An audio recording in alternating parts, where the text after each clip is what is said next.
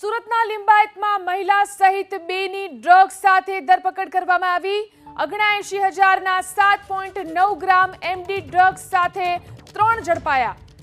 ઘરે એમડી ડ્રગ્સની પડીકી બનાવીને વેચતા હોવાનો ખુલાસો। એમડી ડ્રગ્સ કોની પાસેથી લાવતા હતા તેને લઈને તપાસ।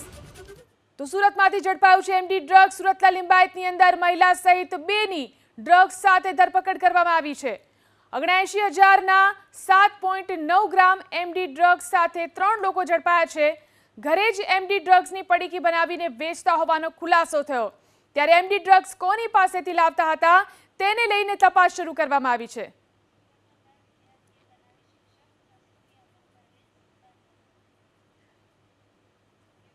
તો સુરતમાં 2 વિદ્યાર્થીઓએ બનાવી શિક્ષક અને ટ્રસ્ટીની અભદ્ર રીલ્સ। બંને વિદ્યાર્થીએ હોમવર્ક ન કરતા શિક્ષકે તેમને ઠપકો આપ્યો હતો। બંને સગીર સામે પોલીસે ગુનો દાખલ કર્યો। શિક્ષક સામે બદલો લેવા માટે સોશિયલ મીડિયા પર એક ફેક એકાઉન્ટ બનાવ્યું। ટ્રસ્ટીએ સાયબર ક્રાઇમની અંદર બંને વિદ્યાર્થીઓ સામે ફરિયાદ આપી છે। ઘટના બની છે સુરતની અંદર। અહીં 2 વિદ્યાર્થીઓએ શિક્ષક અને ટ્રસ્ટીની અભદ્ર રીલ્સ બનાવી।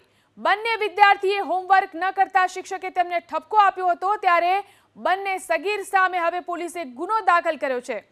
શિક્ષક સામે બદલો લેવા માટે સોશિયલ મીડિયા પર પહેલા તો ફેક એકાઉન્ટ બનાવવામાં આવ્યું, તો ટ્રસ્ટીએ આ અંગે સાયબર ક્રાઇમની અંદર બંને વિદ્યાર્થીઓ સામે ફરિયાદ આપી છે।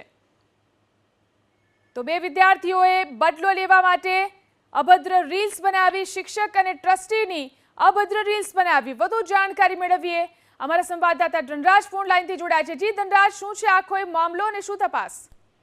જી બિલકુલ, મોબાઈલની લત છે એ ક્યાં સુધી પહોંચાડી શકે છે તેનો જીવતો જાગતો દાખલો આવ્યો છે અને આ પ્રમાણે ખુદ વિદ્યાર્થીએ આ પ્રમાણેની કરતૂત કરી હોવાનું સામે આવ્યું છે। ત્યારે એ બાબતને લઈને ગોડાદરા પોલીસમાં ગુનો નોંધાયો છે। શિક્ષકે ઠપકો આપતા 2 વિદ્યાર્થીઓએ શિક્ષક, ટ્રસ્ટી અને આચાર્યની ભદ્ર રીલ બનાવીને તેને વાયરલ કરી દીધી હોવાનું સામે આવ્યું છે। ત્યારે આ બાબતે જે ટ્રસ્ટીઓ છે તેમણે તાત્કાલિક ધોરણે પોલીસનો સંપર્ક સાધ્યો હતો અને 2 સગીરોએ આ પ્રમાણેની કરતૂત કરી છે એ પ્રમાણેની વિગતો આપી હતી। ગોડાદરાની સ્કૂલના બંને વિદ્યાર્થીઓ હોમવર્ક કર્યું ન હોવાના કારણે ક્લાસમાં મસ્તી પણ કરતા હતા। એ બાબતને લઈને શિક્ષકોએ આ બાબતે ઠપકો આપ્યો હતો। જોકે બંને વિદ્યાર્થીઓએ શિક્ષક સાથે બદલો લેવા માટે સોશિયલ મીડિયામાં ફેક એકાઉન્ટ બનાવ્યું હતું અને ત્યારબાદ ટ્રસ્ટીએ સાયબરમાં બંને વિદ્યાર્થીઓ સામે ફરિયાદ આપી હતી। જોકે પોલીસે મોબાઈલ સર્વેલન્સના આધારે બંને જે સગીર વિદ્યાર્થીઓ છે તેમને ઝડપી પાડ્યા છે અને તેમનું કાઉન્સેલિંગ કરવામાં આવી રહ્યું છે। આ પ્રમાણેની કરતૂત બીજી વખત નહીં કરે તેના માટે અત્યારે હાલ